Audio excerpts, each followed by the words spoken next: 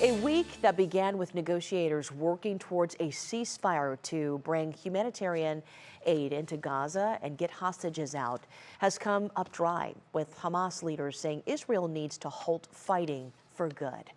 NBC's Bree Jackson is in Washington for us this morning. And Bree, a new report is highlighting the dire situation that's on the ground. Good morning, Carmen. So the United Nations says more than 500,000 people in Gaza are starving because of the war. As the war in Israel intensifies, there are growing concerns about the humanitarian situation.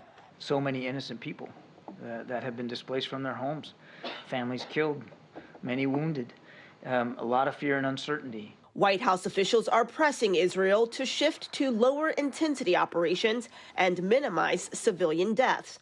There are also warnings about the ripple effects of the war. The United Nations reports more than 1 in 4 people in Gaza are starving. Every single person I speak to, everywhere I go in Gaza, is hungry. The World Health Organization says there are no fully functioning hospitals in all of Gaza, and only 9 are partially in use. It's a somber shell of a hospital with people just waiting to die. After days of negotiations, the UN Security Council plans to vote on a resolution today to deliver much-needed aid to Gaza. The vote had been delayed several times over concerns that the U.S. would veto it. The Biden administration now ready to move forward.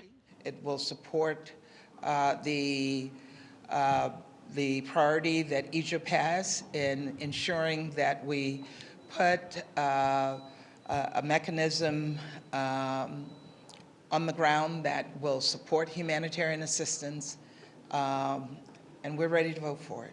The resolution also calls for a pause in fighting.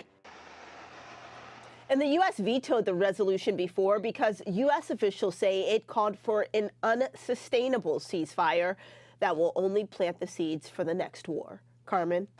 Oh, well, Bree, what's changed in this new UN resolution that makes it more favorable for the U.S.? So it comes down to the language. The language changed. The resolution that the U.S. vetoed called for a cessation of hostilities. The new wording now says a suspension of hostilities. Wow, interesting.